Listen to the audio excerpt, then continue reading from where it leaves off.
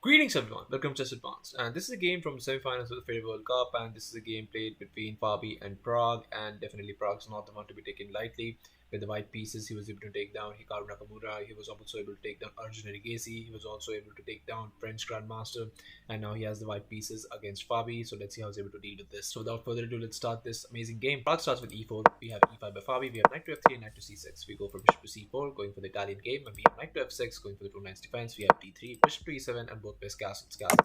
We have knight to c3 and just d6. Here Pragg definitely came prepared, as instead of going for a move like h3, which is a normal move, or maybe even going for a move like bishop to e3, here he goes for this very nice e4, trying to throw Fabi off guard his preparation. And we have bishop to g4, just spinning that knight, and we have h3, and we have bishop to h5, just pushing the bishop back, and after bishop to e3, just developing that final piece and connecting rooks. We have knight to d4, just putting that extra pressure on that knight, and there's pretty much nothing you can do about this. But instead Pragg decides to part with this bishop pair, as he goes for this bishop captures on d4. We have captures and knight to d5, and now we see further trades in center. Knight captures on d5, bishop captures and just c6, pushing the bishop back, and we have bishop to b3, but just b captures on c4. And definitely this is something that Fabi prepared. And after queen captures on f3, we have just g6. And after queen to g4, we have king to g7. And definitely here Pragg just showed everyone why he's here for a fight, and why he's here to win the World Cup. Because even after going for this a4, just advancing the pawn on the queen side, he advances the pawn on the king side as well, as he goes for this beautiful f4, trying to start an attack. And after queen to c7, we have rook a e1, just getting all the pieces into the attack, and we have rook a e8, but just queen to f3, and we have queen to d7, just rook to e2. And after bishop to d8, we have just king to h1, just a nice prophylactic move. Definitely this bishop is going to jump into this diagonal, so you don't want the king to be there. So after d5 was played, we have this d captures, rook captures on e2, and we have queen captures. And after rook to e8, another brilliant move by Pragg here. Instead of moving the queen, he goes for a nice Swishin, he goes for d captures on c6. And definitely you don't want to capture the queen. If you capture the queen, White just gets a pass pawn. You don't want to unnecessarily create troubles for yourself. So after b captures, just queen to f2, and after queen to d6, we have just g3. That pawn was going to remain target nonetheless, so you have to play that g3 move in the future. And he shows why he's a wonderful tactician, and why he's able to hold 14 games draw to Magnus Carlsen in the World Chess Championship, because he goes for this beautiful rook to e3, just nullifying the queen's influence and not allowing white to easily develop. But Pragg just brilliantly finds a way to counter that. He goes for this rook to e. After bishop to b6 was played, not allowing to trade and capture that pawn, we have this king to g2. And after queen to f6, we have this bishop to c4. And here Fabi just waits it out. Fabi goes to this a5, but just queen to f1. And here was a chance for Fabi to play the accurate move, which I'm going to ask you to pause the video and try to find the accurate move in this position while I give you a couple of seconds. So congratulations to everyone who's able to find this move, and realizing that the pawn could be lost if you don't play this move, because this is the only counter that black has in this position, and the move is the very spectacular h5. And the problem is that you cannot go for this rook captures on e3 now, because if you go for this, d captures comes, you get this c3, and after h4, which is the only winning move, and you have to spot this move while going for this line. And after queen to f3, we have this h captures, and after king captures, you have this amazing g5. And after f captures, instead of trading queens, you first give a check. After queen captures, now after king to h2, you have this very nice queen to e5, supporting the pass pawn, but also going 2 with a check. And here, once the king moves, now there's no way to actually stop the promotion after e2 is played, so you have to give the check, queen to g4 check. And after king to h6, there are no more checks in the position. You can go for this, but it's not going to do very much. So here, what you want to play in this position, you want to go for d4, you want to go for black's queen. And after e1 queen, now you trade d captures. After queen to g1 check, king to f3, queen to e3 check, king to g2, and queen to f2 check.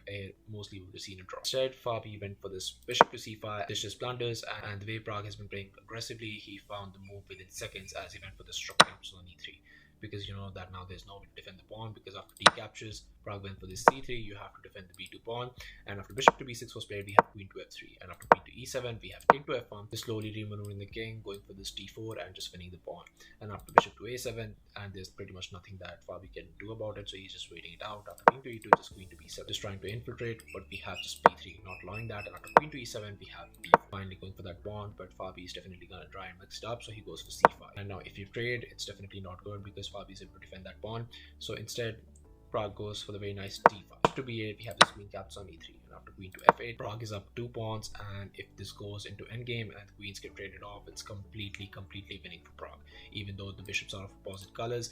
But here the move queen to f8 is not the very accurate move. Instead, the move that you want to play after queen captures on e3 is go for this queen to f6. And that move is the only move that gives you a little bit of hope that maybe under time pressure that Pragg will blunder and maybe you'll be able to get some counterplay.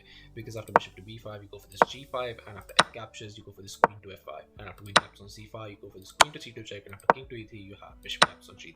After queen to d4 check, we have king to g8.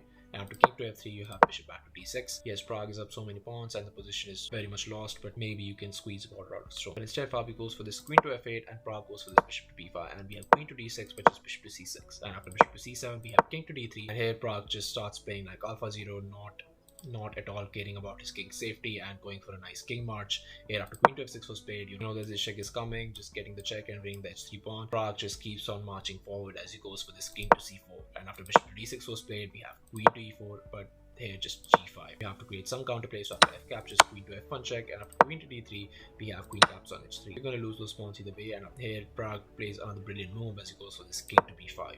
Just going to grab that a5 pawn, and there's pretty much nothing you can do about it. So after queen to g4 was played, we have king captures on a5. Pragg has created a passed a pawn for himself. So queen captures on g5 was played, but just king to b5. And after bishop captures on g3, we have a5. And after bishop to d6, we have a6. After queen to e7, just trying to stop this passed pawn, but here Pragg just went for another brilliant move as he goes for this queen to f3. Just getting this check in and trying to stop the black queen. And there's pretty much nothing you can do about it. So bishop to b8 was played, but just queen to g4 check. And after king to h6, we have queen to c8. And after bishop to f4, we have queen to d7. And after queen to e2 check, we have king to b6. And after c4, we have b4. You definitely don't want to trade because then you allow so many backrank checks. So after queen to e3 was check was played, we have king to b5. And after queen captures on c3, that's the only move that you can play in this position, and hopefully and maybe move away the queen and push this passed pawn.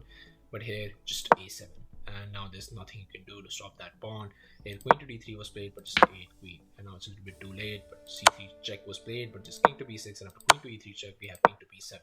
Not even afraid to put your king to b7. I mean, it's just madness getting your king to b7 from g1, going for this insane king walk. I mean, it's just absolutely crazy.